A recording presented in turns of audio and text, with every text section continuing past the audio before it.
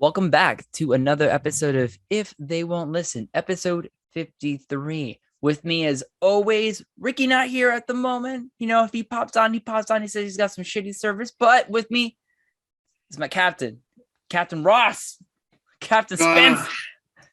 What's going on, Lieutenant Leon? It's not that episode today. It's not that episode. It's not but I'm so excited to do those episodes that I just always wanted to keep going. I feel your enthusiasm. I feel it, man. It's the same. I have the same feeling. But you know, we are missing our ambassador tonight. Ambassador Rich. Yes. He is off on a distant planet exploring new land. Finding new alien chicks and banging. I'm kidding. He's a one alien kind of guy. He is a one alien kind of guy. I respect that. You don't find many species like that anymore. Yeah. Not into the whole, yeah, they're not into the whole monogamy. They're all about that polyamory. Yeah, exactly. We were talking before this show, and you were asking me how I was doing. So let's how are you doing? What's going on? Other than the fact that I was involved in a car accident, I'm okay. I did get whiplashed. Whose fault? The other guy. He rear-ended me. So here's a little story. I'll tell you as much surface level stuff I talked to right now talking to a lawyer about this, and I'm gonna only talk about just the basics of what happened. Okay, just the facts. Okay, I was at the light, but you know, one of those lanes that goes into the highway, what they call a service road or a frontage road. And if anyone here that listens to the podcast is familiar with Clearwater or Pinellas County, you know, it's a little highway called US 19. And on US 19, what I did was I got to the right turning lane, and I got to the point where it had a yield sign. So what do? You yield. You slow down, yeah. You slow down to a stop until it's safe to go in. And I saw cars that were coming, so I was slowing down. I was slowing down to a stop. And when that happened, I was waiting for the car to go by. And then but the guy came right up, boosh, hit me from behind. And he straight up told me that he was looking to the left. So the way I deduced it is that he saw the same car that I was looking at and I was going to go. And when I was about to go, as it was about to go by and about to step on my accelerator, he was good. He was doing the same thing because he hit me going, doosh. And then that's the long and short of it. He didn't want me to call the cops. I told him we're going to. That's more reason for me to call the cops. What I know, it seems like a super bad moment. So like every state has different laws. Like for instance, I grew up in New Jersey, so if you got hit with a car in New Jersey, if there's like some kind of fender bender, whatever it'd be like, all right, you have to call up a cop. Cop comes, they make a report, and then you go on your merry ways. In Pennsylvania, right, it's like you just exchange information, and then the insurance companies take it from there. So what's the story of Florida? How do they roll with that dice? Okay, Florida is what they call a no-fault state. Oh, boy. Now, only it has to be proved beyond a shadow of a doubt who's at fault. So usually, by default, no one is at fault until a cop comes in and assesses the situation. So I'm trying to let's find a definition of what that means. Okay, here we go. Yeah. So this is from a lawyer's office that I found called Schwed Law. Schwed Law. Spelled SCHWED. Schwed? Like Wednesday? Schwed? I don't know. So Florida is a no-fault insurance state as it relates to automobile liability insurance. This is often misunderstood topic. Drivers who may have caused an automobile accident in Florida and had a claim brought against them sometimes wonder how those claims were allowed if Florida is a no-fault state. Those drivers incorrectly believe that because we are a no fault state, I'm going to stop with the air quotes, they can't be sued for injuries they cause in an accident. Under Florida law, every motorist is required to carry a minimum of $10,000 in personal injury protection, also known as PIP coverage. Yeah, that's true. You need to, at least in the state of Florida, drive with at least liability. You can't, comprehensive collision is optional, not enforced, but personal injury protection is a must. Now, so you got to cover yourself on the personal injuries. Is that what I'm hearing? What personal liability means is that if you cause damage to other people's cars, if you cause personal injury to someone else in a car, you need to be able to cover their medical expenses. Oh, that sounds exhausting. Oh, it really can be. And so I was rear-ended, and my wife Haley, she took a brunt of it. So she she had her knees up on the seat, and so when we were pushed forward, she whipped her nose right into her knees. Oh, brother. Yeah, and sounds at first like something out of Death Proof. Yeah, I know, right? At first, we denied going to the ER, but after 15 minutes, her nose really started to hurt, and so did her neck. So they called her. We called them back, and they took her, and I handled the rest of the situation. I took photos of everything as I could. Two officers came on scene. The first officer says, "Hey, this other one's going to handle it," but I will tell you, from what I'm seeing and what I've heard from your stories, the guy's at fault. That's good. And then the other officer, she did this. She got right down to the same thing. He's at fault. He should have been paying attention. Yeah. But this guy, when I called him, called him, but when he hit me and I looked at the damage and I go, all right, it's minor damage. I didn't disagree with him on that. It looks minor, right? Because he embedded his license plate frame into the back of my car at the bottom. When you say the back of the car, do you mean like the back of your bumper? Yeah, the back of my rear bumper. He printed his license plate. I'm gonna go with it. Plate frame. I'm going with it. No backsies. And after he did that, I looked at it. I agree with him. It's pretty minor damage. However, I wanted a cop to come on the scene. And then he tried to jump down at me and goes, "No, you stop suddenly." And I said, "No." I slowed down to a stop because that's what you're supposed to do at a yield, especially when there's oncoming traffic. Makes sense, yes. I wasn't going to go because it was dangerous to go. If I because I did see the one car that was oncoming. If I did jump in front of him, I would have to drive really, really fast. And now my car can only go from 0 to 60, not in a matter of seconds. It takes maybe about 16 seconds before it even reaches like 60. Got it. It's not fast. It's not a fast car. It's a Nissan Altima. Now, did you guys drive to the hospital after that? No, I did. She didn't. She was carried over by an ambulance. Okay, so she had the ambulance. They got her in there. Yeah.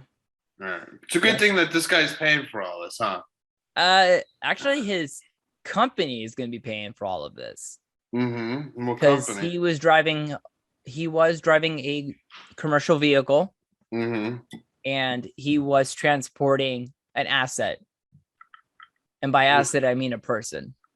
Okay, got it. So is this like a school bus or something? No, it wasn't a school bus. It was a Cadillac 4-door sedan, and it was transporting a person back to wherever this this place is at. Actually, I know exactly where the place is at because a friend of mine happens to live right by it.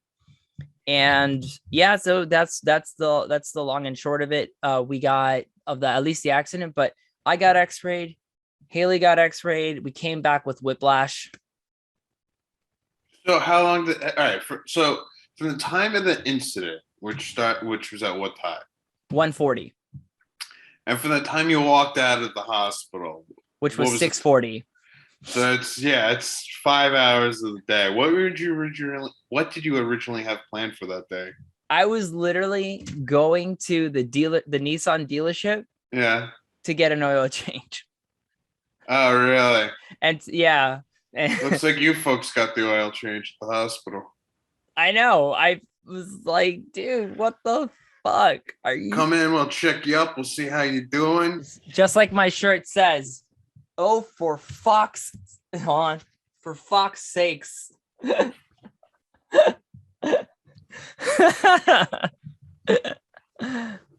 Oh boy. Yeah. I love it. We had a bit of a day planned out. She was gonna, we were gonna chill at the place. We were gonna read, wait, whatever. And this guy just slams right into us. Whoosh. And there's 5 hours of our day because we also had to file a claim too, which we did earlier this morning. We filed the claim and we're talking to a lawyer about the whole thing just so that everything is handled correctly.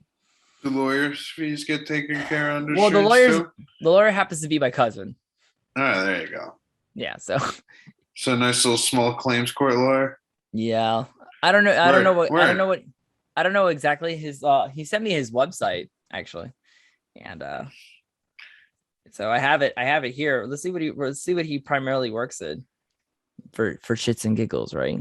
Absolutely. Advertise. Here we go. Okay. It's taking its sweet time. I feel like websites nowadays are what like business cards used to be in the 90s. Right? I still used to have a business card. All right, Florida legal. Yeah, he does a lot of accident stuff. There you go. Yeah. Yeah, a lot of accidents. You ever seen Injustice for All with Al Pacino? No, I haven't. So Al Pacino is essentially like a small claims court lawyer, and like he's after like, doing what's right for the people. And then he winds up getting assigned this case to this judge who he does not like. Like the judge and him are just known to like be on bad terms. So it's like, why are you coming to me for this? And he's like, listen, there's a crime that allegedly I committed. If anybody's going to defend me, the best person would be you, because everyone knows how much you hate me. And then it's just like you watch Al Pacino just become slowly unravel into the Al Pacino that we know today, where he gets all manic and starts yelling out loud. And it's like it's like you just slowly see the transition in that, and you're just like, oh wow, like Al Pacino's really going for it in this movie. He starts yelling, he's like, you're out of court, you're out of court, everybody's out of court. That's where that line comes from. I thought it was from A Few Good Men. No, that's Jack Nicholson and Cruise, right? Yeah, Jack Nicholson, Cruise, Bacon, Moore, Pollock. Oh man, that's a good one. Yeah, that's a good movie. I've only seen clips of it here and there. Oh, you've never seen the whole thing? Never seen the whole movie, but I will tell you, I have seen Devil's Advocate with Pacino and Reeves. Oh yeah, that's a really wacky, entertaining movie. And it takes place. Well, the first part of the movie takes place in Gainesville, Florida, and then I think he goes up to what is it, Chicago? No, New York. It was New York. Okay, then he goes from Florida to New York, and that whole plot unravels, and that's just a great movie. Charlize Theron's hair looks so good in that film. Did you like her blonde or with black? Because I liked her with the black hair. I kind of dug her with the blonde, but like I love curly hair. Like I'm a sucker for that. You're sucker for curly hair. Yeah, it's like Elaine Bennis. It's like I just love all that locks and curls. Wow, what a guy! I know. I love it. Annie Potts too. Designing women. Holy smokes. Okay. I love big hair. Yeah, it seems that way. I think we could really see that you got quite the thing for it. Annie Potts. I have to look her up because I'm not familiar with what Annie Potts? Yeah, I never watched Designing Women. Yeah, duh. Wow, I'm fucking retarded. No, you're not. Yeah, I mean a little bit. You got a little fender bender.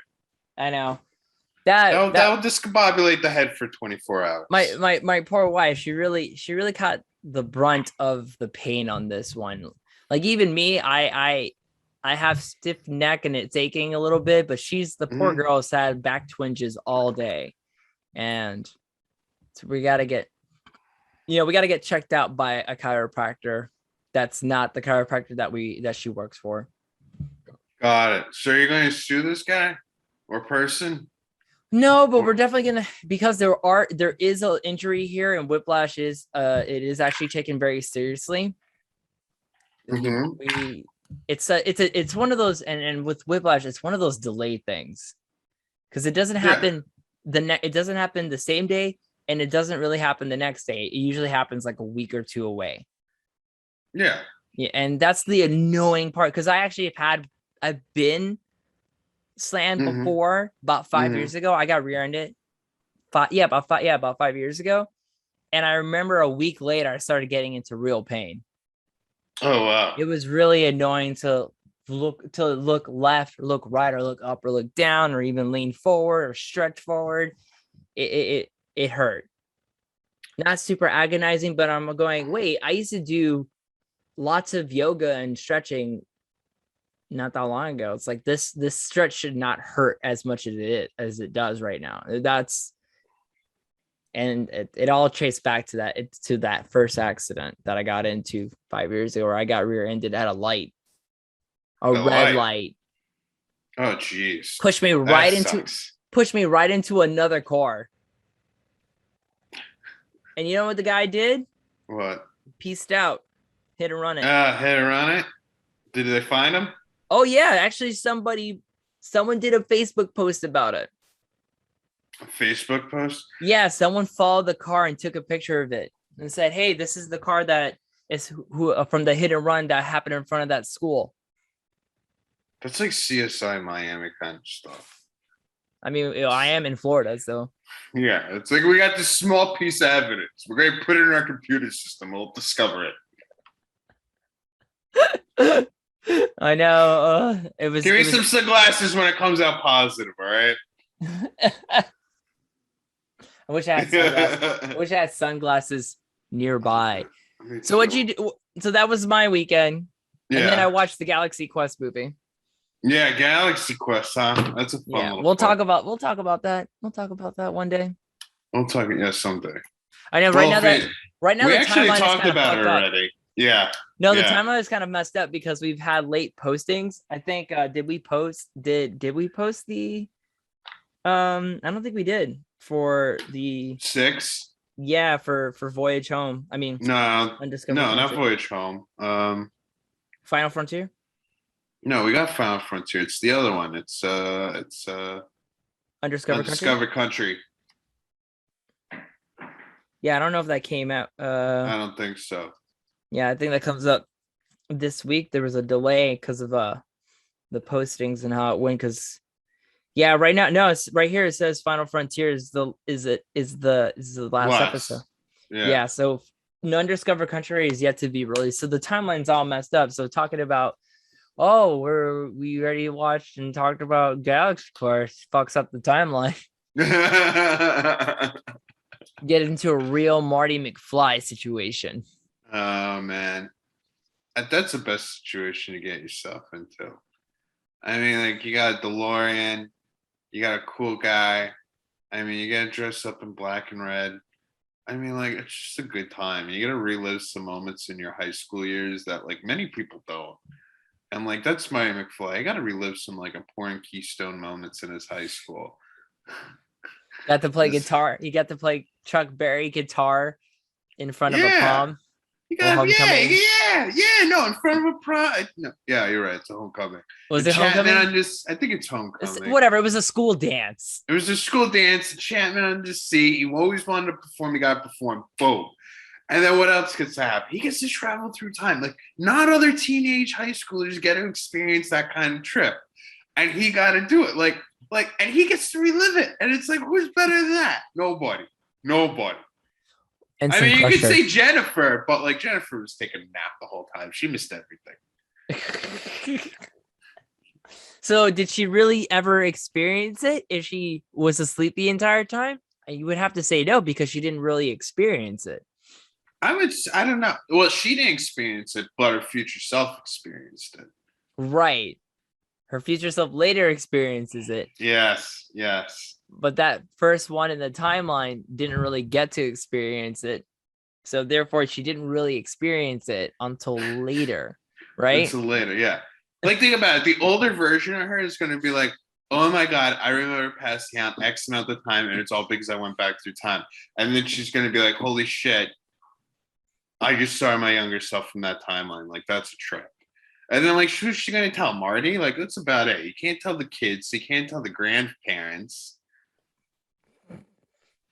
That one part where they put the small, she puts the small disc in the thing and it becomes this big Domino's pizza. Pizza Hut pizza. Oh, it was Pizza Hut. Yeah, Pizza Hut yes. pizza. Hydrate level 4, please. And it's like half like green peppers and the other half pepperoni. I mean, like, I want, like, listen, I understand a lot of people wanted like the hoverboard as a kid, but like to me, I just wanted that device. Right? I just want to be like, oh, I got a Pizza Hut like made fresh from my house. Yes, please. I mean, that was the most amazing part of that entire feature of 2015 of 2015. Yeah, screw getting a fired notice in every single room. It's the Pizza Hut. I want that Pizza Hut pizza hydro level 4, please. Hydro level 4, and it just comes out and looks beautiful. I mean, hey, Black & Decker invented the machine, so it can't be that bad. Like, they got a good name. They got a good name. It's a solid manufacturer right there. It is. I can't believe they took over them. Like, it seems like they made microwaves obsolete, and they were like, "This is how you want your food now." And it's like, "Yes, this is how I should have my food." Yeah, now. Right. Not the replicator. We're not replicator style, but that style, right? Yeah, that style. All right. I can get on board. What'd you do this weekend? I just watched a bunch of movies. Oh, you know what it was? It was my partner's birthday, and we were originally supposed to go out to this really cool seafood and then you place. got rear-ended. It's a Close. theme this weekend. It's a theme this weekend. Close. I got rear-ended by Uber prices to get to the restaurant. No. Damn you, surges. But they don't do the surge multiplier anymore. What they do is they tack on like another, depending on the severity, can be anywhere between an extra $1.25 to an extra $15. How much you get nailed on? Well, they wanted me to go from like, and this is at least a good 8 miles from my place to the restaurant. And they wanted $64, and I was like, goodbye. So what'd you do? So I looked up another restaurant that was close by, and then I found this like Italian restaurant on top of this hill, and I was like, oh, this is like so cheesy it will work. And then I get in there, and it's like something out of The Godfather. Well, yeah, it's like, Italian food. Yeah, no, but like the way they're dressed is just like old school. Black pants, white shirt. They got like almost like a butcher's jacket on, but like a dinner's jacket, like a white dinner's jacket. And they got a captain that comes over to your table, tells you about the specials, tells you about everything, and then you get ordered through that. And then after that, they're gone until like it's time to pay the check. But between that, you get a couple like random servers that come by, and you're like, hey, I want this, I want another drink of this, I want another drink of that. And it's like when I go out to dinner, I love going out to dinner because it's like I like to start off with a cocktail, work my way into the wine, perhaps do an after dinner thing. And it's like, and because it's like this like old school Italian restaurant, we're like, all right, let's see where we could go with here. So we got fried calamari, oysters. Nice. And then I got the shrimp and scallops with the spicy marinara, and I was like, oh, yeah, this sounds good. Oh man, that sounds good. And my girlfriend gets like the special with the soft shell crabs. Oh no. We had it all, man. I gotta tell you something. That thing was a huge letdown. That was just like the atmosphere was terrific, but the food was just like everything just came out of the freezer. Oh no, Gordon Ramsay, like the kind of food that pisses off Gordon Ramsay. He would look at it and just go, "This was frozen and then microwave, wasn't it?" Yeah, no. You can't fool that palate, man. No, you can't. I was so disappointed. And then after that, when I saw the size of the scallops, I was like, this is like really like small scallops. Like for the price I saw on this, I was expecting like a nice chunky meaty scallop, something in the like a jumbo scallop in a way. Yeah. And they were just like, no, we're going to give you this itty little bit thing. So I was like really annoyed with that. But like that I mean, like I used to be a chef and everything, so like I'm annoyed with any time I go out to dinner. Like nothing could be perfect to me. It's a frustrating relationship. But just because that could be a thing doesn't mean that I make the tip any lower for the person who's serving me. I always make sure that they have something in their pocket at the end of the night. Having said that, it's been at least a good 2 decades since I had Sambuca, and I was like, well, I'm an Italian restaurant. For dessert, let me get a tiramisu and some Sambuca and a cappuccino. I was like, yeah, no problem. So it comes back, and I get the Sambuca, and like I try to drink it like I normally drink any other liquor. And I didn't realize that, like in the last 2 years, like Sambuca has like a really like simple syrup thickness to it. So like the first time I took that first beverage, like, oh, this is like licorishly intense. It's got like a whole lot of coffee notes to it, and just like it's sweet beyond like my palate. So I just looked at it, and I took the Sambuca and I completely dumped it into my cappuccino because it was the only way it was going to work out. That sounded like a really good idea, actually. I'm not gonna. Yeah, it sounded like it was. Because you need a little sugar with the cappuccino. You need a little sugar with the cappuccino, man. Just a little bit. Said I got simple syrup here. Let me pour it in. It only just makes sense. They do it at Starbucks all the time. They do. They don't exactly do Sambuca,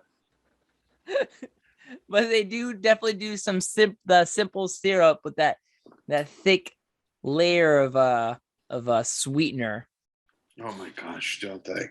Anyway, I mean, they really just lay in the pumps sometimes. Yeah. And now we're in PSL season. You know, pumpkin spice lattes.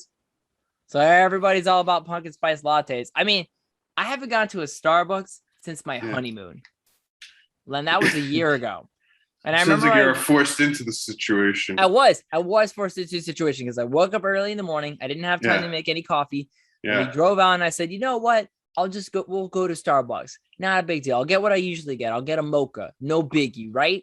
Yeah. We go to this Starbucks after maybe about 2.5 hours of driving, 2 hours of driving. And we went there and I picked it up and I got a venti because I haven't had coffee yet. I can use the venti.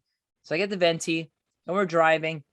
As we get closer to Georgia, I go, we got to stop. And that was another 2.5 hours since I was drinking. And I was about halfway with it. And I go another 2.5 hours later, about close to Georgia, I had to stop because I really had to deuce it. Oh, really? From the Starbucks or from the Starbucks? It made my tummy really rumble bad in a bad way. It wasn't like a good deuce where like, oh yeah, that felt really good to just move my bowels. It was more like I'm obligated to now move my bowels because my stomach did not like what was in it. My whole digestive system was not in agreement with it. That's disappointing to hear. I know, right? I know. So I can't remember the last time I had Starbucks before that time. But I knew it's been a long time because I started doing more organic stuff, and then I was only going to local coffee shops, and so only supporting local coffee shops. Word. I went to a farm yesterday because I like to support farms and stuff like that. Went to a farm, found a chicken. His name was Jessica. Yeah, and she had a friend named Rachel. Go on. And I gotta admit, they made quite the pair. I was like, how much are these two? And they were like, for the pair? I was like, yeah. They're like $25. I was like, great. Let me like pack it up. And they were like, yeah, no problem. We'll take care. We'll take care of the chickens. We'll have them ready to go for you. And just keep shopping. I was like, all right, no problem. So I'm like, well, great. What else can I shop for? I'm like, let me get some maple syrup. Let me get some kombucha. Some vegetables and stuff like that. It was really a great time. And then we get up to the register to pay, and I'm like, well, I need dessert. Gotta have dessert. So they had some fresh made pies. I was like, great, give me this pie, give me that pie, give me a blueberry pie. Man, you do it big, bro. Oh, yeah. I love to go big. You go big, bro. I gotta hand it to you. I love food, so I'm like, give me this, give me that, give me everything. If it looks good, I'll try it. If it is good, I'll get twice as much. That's so funny. That's what I said to. That's what my prom date said to me. So I get to the register and I'm like, all right, where's where's Rachel and Jessica? And they were like, right here. And I was just like, where? And they were like, right here. And then they showed me like two corpses. Two corpses, but like in a styrofoam like base with plastic wrap around it. And it's just the carcasses of Jessica and Rachel. Defeathered and everything. Dry as a bone. Like they really got this down, like hammered down like within 15 minutes. Wow. And I said, I can't take this. And they're like, well, this is what you requested. Like, what are you talking about? You asked for these two. We told you the price. What's going on here? I go, listen, I wanted Jessica and Rachel like alive. I wasn't expecting this scenario. Oh no! You didn't specify that you wanted them alive. I just thought they would naturally come that way. I was naturally wrong. All right, hold on. Before you continue, sorry, I do have to ask this question. Yeah. Where were these chickens gonna go at your house? Like outside in a backyard? Yeah. Outside in the backyard, like, have a little area where they could, like, eat, enjoy themselves. Like get some eggs. Get some eggs. Get some eggs. Yeah. Try to, listen, feed a chicken, get free eggs. Or I could just go to the supermarket and buy eggs. You know what? I get a pet and I get free food. Why not? But apparently, I can't argue that logic. Jessica and Rachel were like, yeah, bye-bye. So they clucked me on the price. And then after pun that, intended? Pun intended, of course. And then I was just like, well, what are you going to do for me here? And they're like, excuse me? I'm like, well, you killed the chickens I wanted. So now I guess I got to take these dead chickens. And like, yeah. I was like, well, I'm not paying whole price for this. It's $25. This is outrageous. So they were like, well, what would you like? I was like, well, I would like these chickens alive, but that's not happening. It's a one-way. That's a one-way ticket there, buddy. So I'm thinking, with the trouble I got dealing and everything, let's just cut it down to $7.50 a pop. I'll give you $15 for these chickens. The guy was like, how much? He goes, I got $15 for both these chickens. Well, one chicken's worth $15 alone. I go, yeah. And I wanted 2 chickens alive. So you see where we're at right now? So he goes, all right. You see how that worked? How those dots connected? Yeah. It sounds to me that the circle's getting the square. Exactly. It's exactly what was going on. So I go, listen, I'll pay you $7.50. It's $15 for the chickens that you guys royally messed up. And along with my other $100 purchase here, along with the friggin' honey and the cheese and X and Y, like, I'll just give it all. You know what? I'll just give it all back right now. And the guy was like, whoa. Let's not stop the negotiations here. Listen, who was I saying? Listen, we made a mistake. Hey, right? Okay, we made a mistake. Not a problem. Here's your chicken. Here's your food. Misunderstanding. We'll put it at this price and we'll call it that. I go, that sounds about right. Thank you. I appreciate that. And they were like, no problem. And then after that, like once I got a little bit, like when I got to that area, they were like, well, can we take the food to the car for you? And I was like, yeah, that'd be great. I would actually appreciate that. So then Miranda and I are like looking at like other plants off in the distance as they're like slowly putting the food into our vehicle. And I was like, well, this is terrific. It sounded like a really lovely day until the deaths. Yeah. And now I feel, it kind of feels like it's one of those things that now you have to specify when you want something, especially when it comes in a certain status, in a certain way or a certain status. And I'll give you an example. My wife, every time we go out to eat, when we go to a restaurant, my wife likes to order hot water with lemon. Mm-hmm. Okay. Now, let me ask you a question. Mm-hmm. How do you think that should come? Hot water with lemon. You get a cup of hot water, and then you got a slice of lemon on the side. Nice. Now, what is the vessel that the hot water comes in? I would put it in a teacup. Thank you. We've had people come out with like the plastic thing that fountain drinks would come in, or just like a regular glass, and they would pour hot water in there, and you go, well, they're like, yeah, it was so tough touching it. Okay, yeah, it was tough really touching that. Right now, imagine you being someone that wants to drink it, and it's now this hot glass that you have to put this in a teacup, put this in a coffee mug.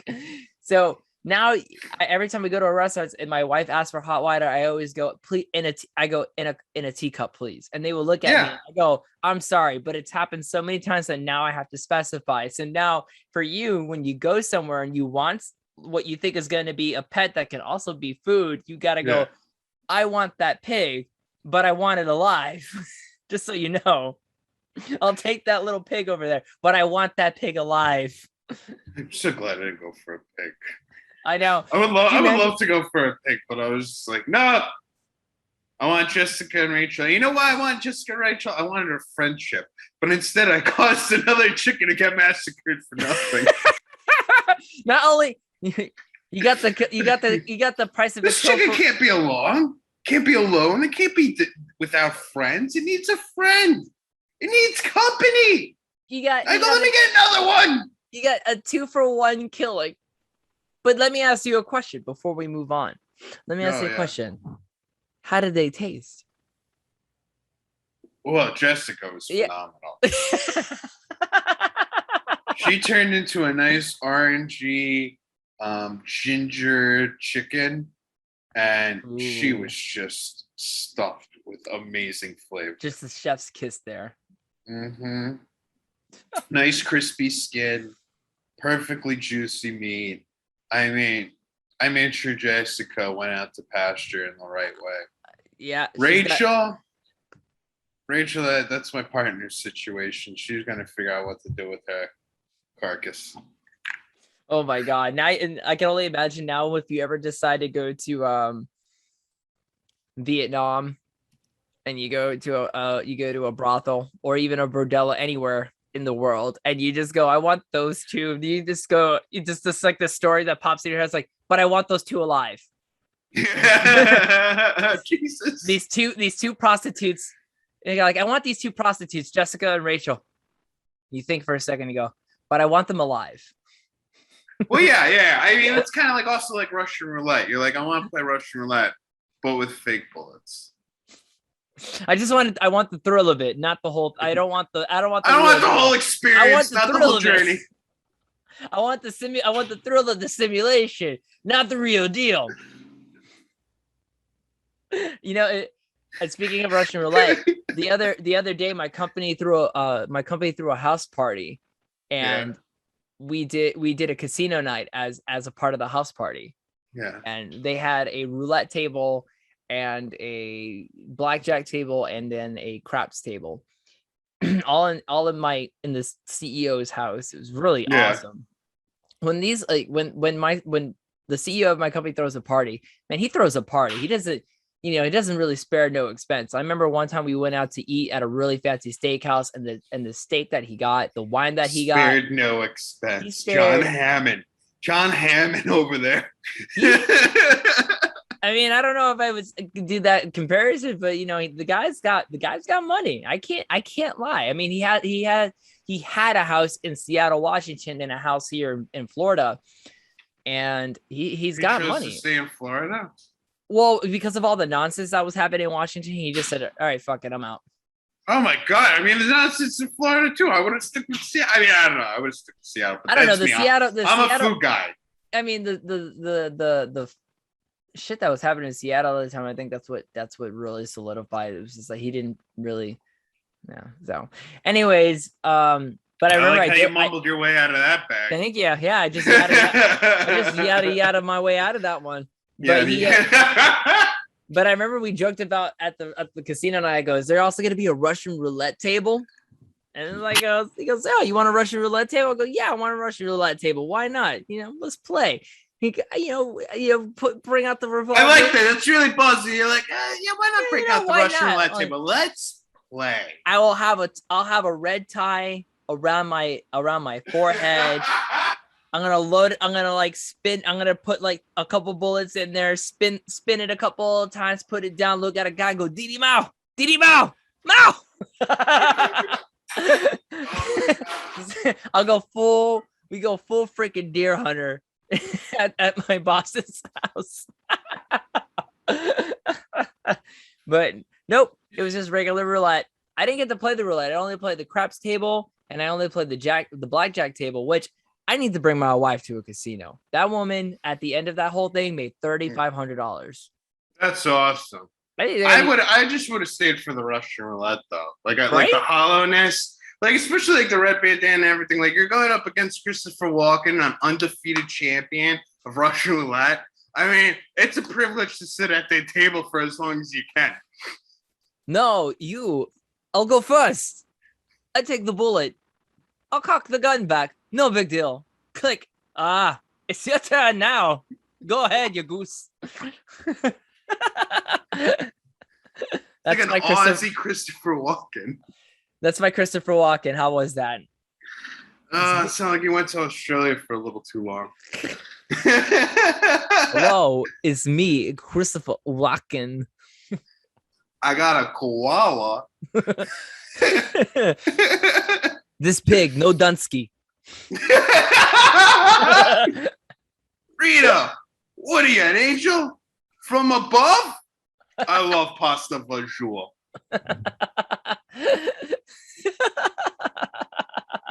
Oh, it's good. Man. So that was my weekend. That was your weekend. What else do you want to talk about? Do you want to talk about Kabul? You want to talk about Afghanistan? Those are rich topics that I feel like those are rich in going to. Yeah. I do. Ed Asner. Can we talk about Ed Asner? You want to talk about Ed Asner? Or you want to talk about Sonny Chiba? Let's do both. Let's do both. All right. We got some time. So Ed Asner. We're going Ed Asner first. You want to? Yeah, let's go because that was the most recent death. That was today. Literally one of the kind of grim, not funny, but one of the most grim thoughts I ever had in my life was yesterday at the ER. There was an advert for the new Pixar show that's based in the world Up called Doug, right? The dog that talks, right? And not the kid, the dog. The dog, yeah, Doug. That was the kid. Just want to make sure I understood. Yeah. That was the name. That was the dog that was in the movie. His name was Doug, D-U-G. And Ed Asner was doing the voice of the old man again. Like I distinctly recognized because Ed Asner has a very distinguished, very noticeable voice. Yeah. And I recognized it right away. And my first thought, as soon as the commercial ended, I went like, "Oh, it's Ed Asner." I'm like, and I really thought about it. And I went, "How long does he have left, really?" Oh, so you're the one that killed him. And so I have that thought about him. And then today I read that he just got reported dead a couple hours ago. And I went, well, that answers that question from yesterday. I went, oh my God, I'm an awful human being. Yeah. I took away what could be oppression, as long as like, some shit that he did 30 years ago doesn't come up like, oh, he killed pandas just for shits and giggles. Oh no, Ed Asner's a terrible person. I mean, Ed Asner, as far as I know, is great actor, did great voice work. He was Granny Goodness in the Justice League. He did the voice. What do you know? What do you know him for? I know him for being the voice of Ed Wunsler on the Boondocks, the voice of the old man from Up. And I know he's done some live action work because I remember seeing him, but I can't think of anything off the top of my head with him in it. And I go, yeah, but I remember I seen him in like at least movies and TV shows where he'll especially in TV shows, if he does a guest appearance, he kind of always gets typecasted as the distinguished rich gentleman. He's got the voice for it. See, here's the thing.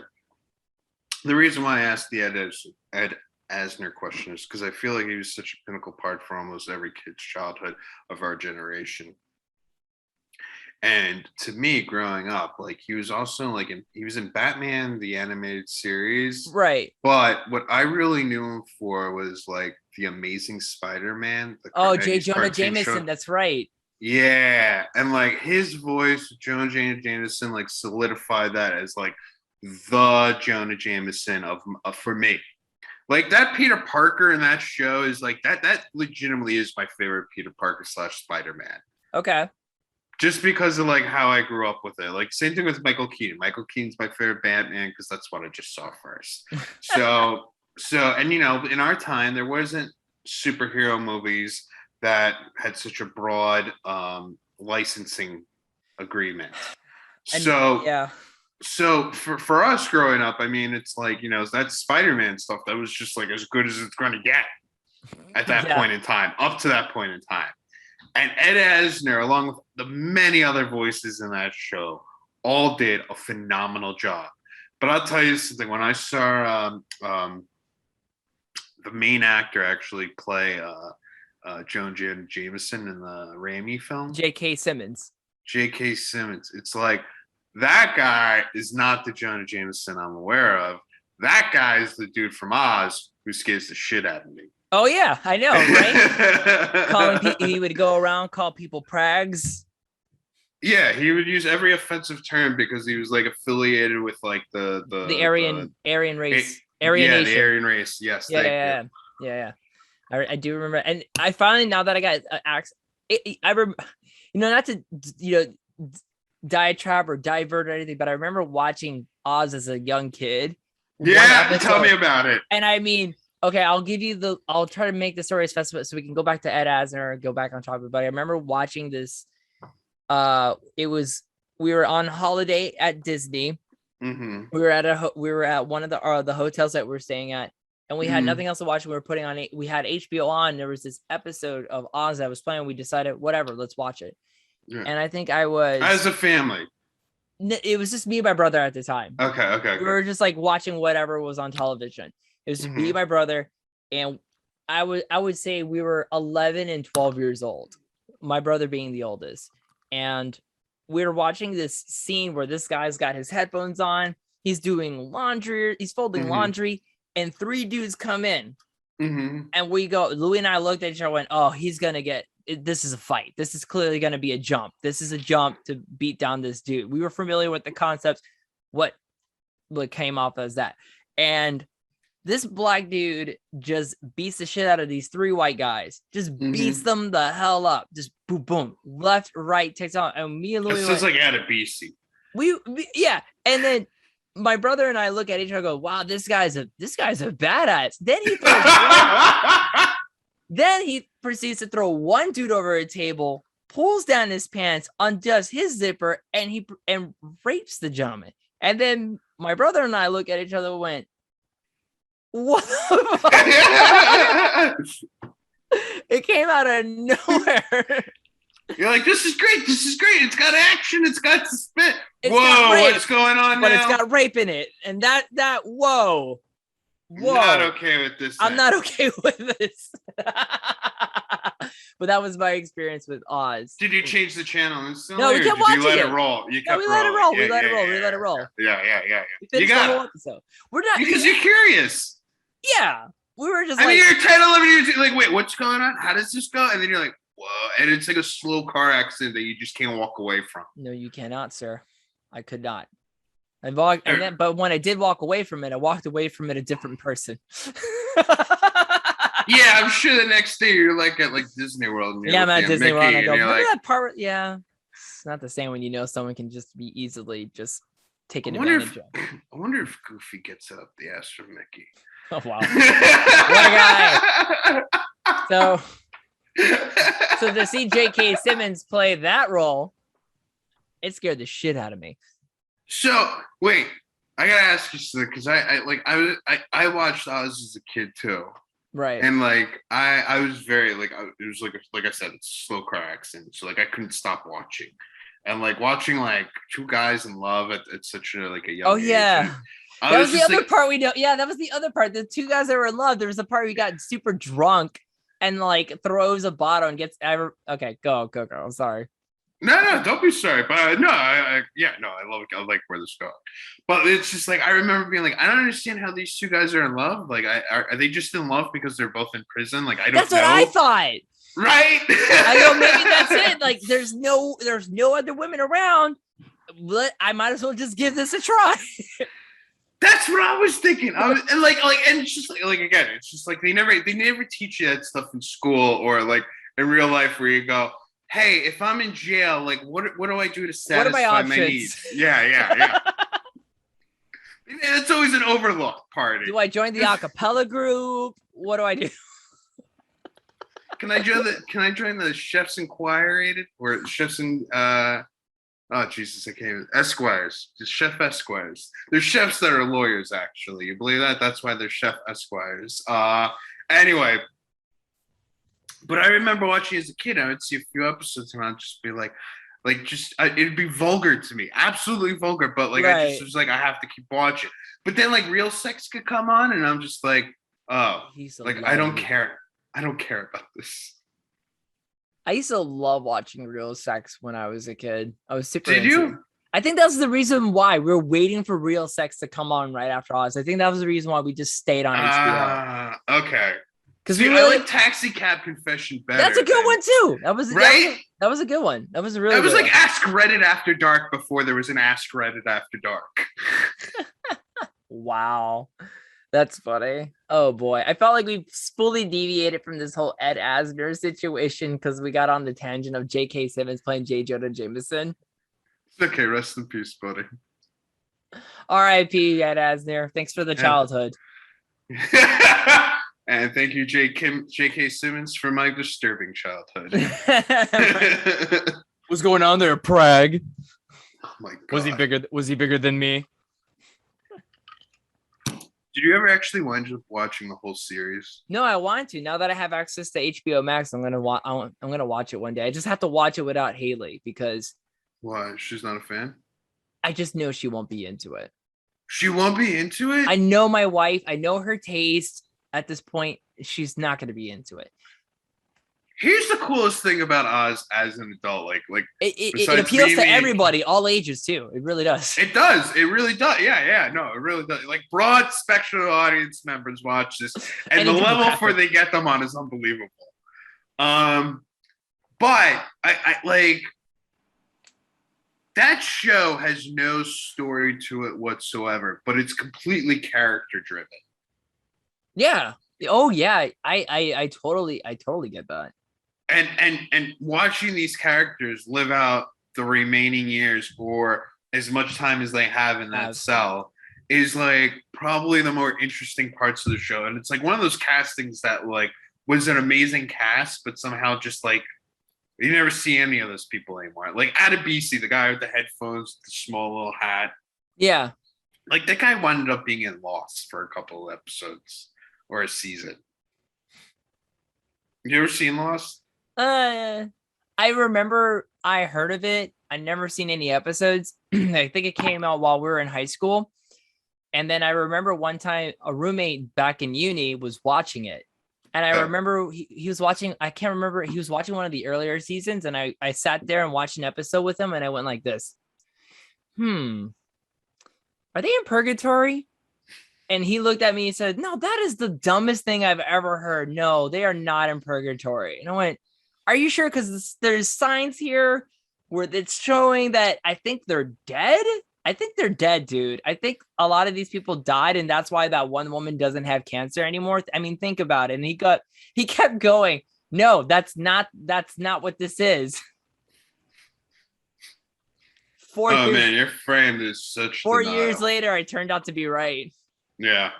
No, that's so true. Like everyone said it was purgatory. And here's what I love most is like the creators of like Lost were originally like, yeah, we're not going to screw this up like X-Files. Like they wrote themselves into a corner and then went beyond that wall and went into another corner. And I was like, that's a really ballsy statement. Like, I really don't want success for you anymore. Like my favorite like childhood cult show growing up was X-Files, and now you just shit on that. Like, I hope you have a bad run. And unfortunately, they had a great run. And but by the end, yeah, they're all in freaking purgatory, and everyone's like, "Oh, well, who saw that coming?" And I'm just like, "We all did. We all saw it coming. Like, what made you miss this? Are you that obtuse? Can you not see what's right in front of you?" You really had to put. At some point, people were just putting their blinders on, going, no. No. It's not that. It's not that. You put away all your logical deduction, your reasoning for this show because you wanted to trust the writers so bad that they were going to put it in a direction. Goes, wow, they were in another dimension. They were in a parallel universe. Oh, it's actually a part of the Fringe universe. Okay, so the agents from Fringe had to go rescue them. Whoa, that's okay. Yeah, that's pretty cool. It was just a really long Fringe episode. But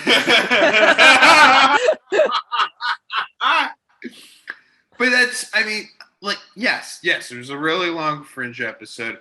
And then it's like you see Lost do it and they're really sloppy. And then GOT comes around and they're like, we got this shit down, locked down to a T. We got past books. And they blow through all the books and they're like, oh, we got to make this shit up now. And once we start making this shit up now, things just went overboard. I fell out of it. I want to say I fell out of that show right after season 5. Oh, 4 for me. Yeah, 4. I felt like it was 4. Yeah. I felt like it was 4. 4, I was like as soon as they got done with the bastard episodes, like not so much about Kid Haring's character, right, Jon Snow, but the other bastard who was like torturing like the family. Michael, right? Michael Snow, I think that was his name. I can't remember now. I know you're talking about the one that's they're known for their banner is a flayed person. I know who you're talking about. Yeah. Okay. And then after that, he like winds up getting it really good in the end. And it's just like, and it's like, there's an episode called Battle of the Bastards where you see these two duke it out. And it's just like, it's unreal. It's awesome. It's exciting. Like you can tell it's from a book. And then they do season 5 and it's like everyone gets there like in a like almost in a quantum timeline. It's just like, yeah, it's going to take me about 8 months to get there, but I'll get there in like 2 episodes. It's like, what? How did this happen? Who said this could happen? I don't want this shit to happen. All right. It was the House Bolton, which House Bolton. House Bolton, and then the name of the character. I could have sworn his name was Michael, just because I go, that's brilliant. I would have loved to have this like. Let's see, what's the name of the character? That actor was so good. He was on that one show, Misfits. Oh, no fool. Yeah. I never watched this show. I remember I wanted to watch this show. It's one of those things where it goes, oh, I really would love to watch that show because I've always heard good things about it. Well, I've always heard good things about the show, but it's like up into a certain season where it's almost not even the original cast members anymore. It's like, it's almost an entirely new cast. Oh, kind of like how they did with Scrubs? Right.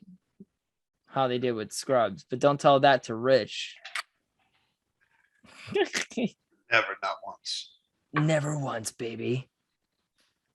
Let's see. All right. I'm trying to find the name of the. I've only found the father of it. Ramsey. Yes. Ramsey Bolton. That was his name. Ramsey Bolton. Yeah, God, the actor that played him. I don't know if they have it on here. I'm on the Game of Thrones wiki as opposed to the actual Wikipedia. But he was the same. Yeah, he was the Ramsey Snow, and yeah, you're right. The last place he got it was in the Battle of the Bastards episode where he fights Jon Snow, which I haven't seen that one.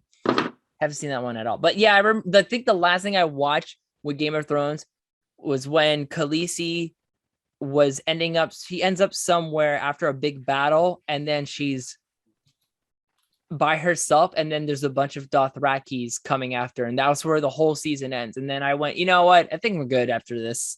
When I'm good. I don't need to watch anymore. Everyone kept talking to me about the show, and I said, great. Good for you. Glad you enjoy it, but I'm just not into it anymore.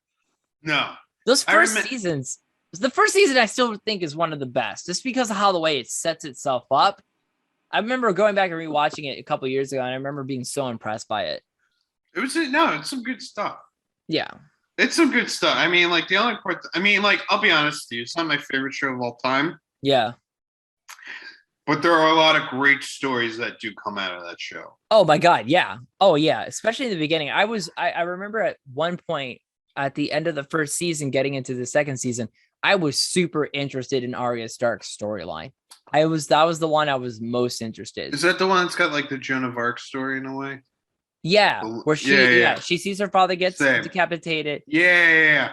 Yeah, and then there's a couple of children. They both daughters see that, right? Both daughters see it, but I'm talking about the youngest one. Yeah. Not the one that gets forcibly married to Prince Joffrey. Yeah, fuck no, not that guy. Yeah, not I mean, not that. Not her. Yeah. Not her. But yeah, I was mostly interested in Arya Stark's story, and I remember when I didn't get much Arya Stark, I kind of wasn't really into the episode. I did like Jaime Lannister's arc for a while. One in like season 3, where he was being treated as lower class, something that never happened to him before. I thought that was just a great arc for his character. But you were saying something about how you were comparing something that with Lost gets into Game of Thrones, how they got past the books. Where were you going with that? How they wrote themselves? Well, no, like, I think Lost was called out, first season as is in the moment of being like, this is what it is. And like, even though they had no idea where they were going with this, it seems like they circled back to it because it knew it would give fans service and pleasure. As opposed to Game of Thrones, where I feel like everyone was trying to guess where this was going. And when they even guessed right, it was like still disappointing in a way. Right. Because like the execution, like both shows did not do a great execution on the shows. But the journey it took to get there, I think people found more enjoyable than as the finale of the show itself. I mean, I remember enjoying the first 4 seasons of that show a lot, and then the 5th season, I didn't really get so into that. It's like such a hit or miss. Yeah, I found it as a miss for me. I thought, I remember something came out when they were getting close to the end of that series that they were gonna get one of the writers was in talks with Disney to write a Star Wars live action series. I think that was Damien Lindelof. Was it Damien Lindelof? I'm pretty sure it's Damien Lindelof. And I was wondering if that was going to be the Obi-Wan Kenobi show, but I think that I haven't heard anything else from those guys or about those guys ever since then. So I think it's just I think after the falling apart of GOT and how it's dissatisfied, it made them rethink. Disney rethought. I don't know, guys. Yeah, no, and it's true. I mean, like, Disney holds their cards close to the belt, especially after the debacle of Star Wars. And I'm not trying to insult Star Wars fans about saying, like, the last 4 to 5 movies were subpar, but at the same time, a large majority of people aren't so impressed with the product that was produced, to the point where Kathleen Kennedy had to step down. Yeah, and she's still part of it, isn't she? Yes and no. She's part of it, but she doesn't have the same. I think they kind of put her in a Gene Roddenberry kind of position where they're just like, sit at this desk. Yes. Yeah, collect your check. Collect your check. Like, your endpoint, your voice matters. Like, it doesn't count anymore because look at where you got us, to the point where fans are disserviced by us. And I believe that's when Disney took a hard break on Star Wars. Yeah. Excluding Mandalorian because of how successful it's become. And then they were like, all right, well, let's shift our focus and give Star Wars some downtime, and let's go into Marvel. And I believe where they've been kind of exploring in Marvel has been working out for them during this pandemic time. How it's going to unfold throughout the rest of the phases of movies to come is still yet to be seen.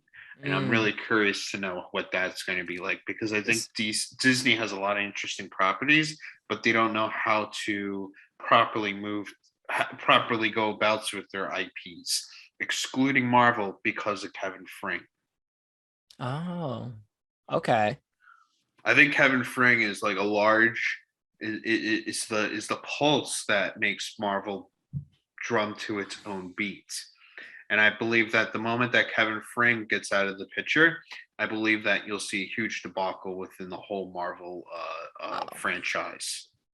All right. That's an interesting thing. I'm going to hold you to that. I'm marking these words. Kevin Feige off, gone, debacle ensues. That's all. Yeah, no, I mean, look at what they're doing. I mean, Disney at the point is getting a little trepidatious about what they want to do, and they're kind of restarting old IPs that they have. I mean, Josh Glatt wants to do a Honey, I Shrunk the Kids movie. To me, I don't want that to be touched at all. I wholeheartedly agree. And so does that ghost. Yeah, it was just something that fell off my bookshelf. It's all good. I caught it with my foot just in time too. I was like, click. I moved my foot just enough just so it caught it, so it didn't shatter. Yeah, I think there's a lot of interesting things that Disney is trying to do. I think their execution isn't that great. Yeah, excluding the Marvel stuff. But I think everything else that they're trying to do is really ambitious and really fun to see what happens. I just wish there was better people behind the reins. And I wish it was more of another younger generation as opposed to this Kathleen Kennedy, J.J. Abrams, Daniel Lindoff kind of scenario that I feel like we're circling ourselves into. It's yet to be seen. And I know a lot of people try to throw out rumors, and I usually don't. And I make it a point not to listen to people's rumors and or speculations, because that's all it is. It's rumors and speculations, and it's not hard. It's rock hard. And I love my facts rock hard. You love rock hard. I love a good rock hard fact that just ejaculates knowledge all over me. I'm all about it. I'm all about it.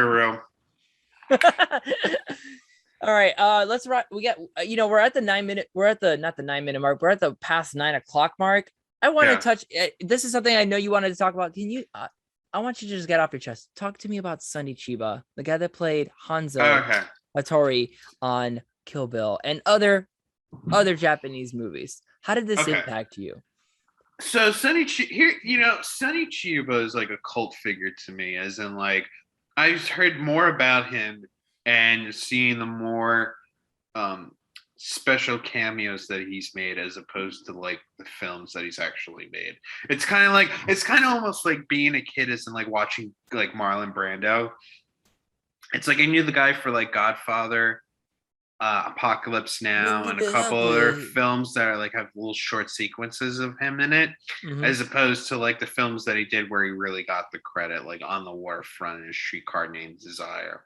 And that's how I feel with Sonny Chiba. It's like I got the latter part of his career where I was more interested in, because that was what was introduced to me, especially Quentin Tarantino with True Romance, and then after that, it going into Kill Bill. And then like watching Sonny Chiba in a Fast and Furious movie. I mean, it was just like, oh, wow, like this is really interesting. Like this guy, I'm taking for his word, is such a great actor, but like, how is he really? I have no idea. Like after his passing, now I kind of want to watch a couple of Sonny Chiba movies to really, like in real movies where he's the star of it and see what he actually does. Like, because he was part of the Shogun series. Yes, he did one of the Shogun. He did one of the Shogun movies, Shogun's Shadow. He did a lot of those movies. Did he now? Yeah, Shogun's Ninja, Shogun's Ninja. There it is. GI Samurai, Bushido Blade, Message from Space, Shogun Samurai. There's that one. Yeah, he's got, and then he's actually an accomplished martial artist as well from Japan. And you're right. Yeah, you should. I think you need to go do it, buddy. If you want me to, I'll join you. That sounds awesome. We could definitely make that happen. Oh, we got a lot. I mean, yeah, that's a side note about our sci-fi stuff, but I think we could talk about it on the other show. But yeah, I'm with you. But yeah, do you want to get together 10 minutes early for that? Yeah, totally. Yeah, okay. Around 7:50, we could do that tomorrow. Yeah, exactly. Yeah, exactly. But so you were just impacted in a way that you got to know this guy at the latter end of his career as a cameo.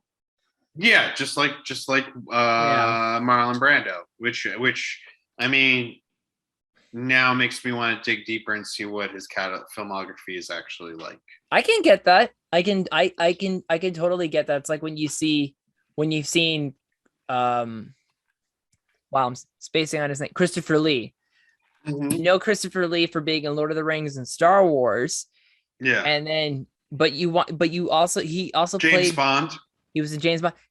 But you also want to see him in Dracula when he played Dracula for the first time back in like way back in the decades before you and I were even born.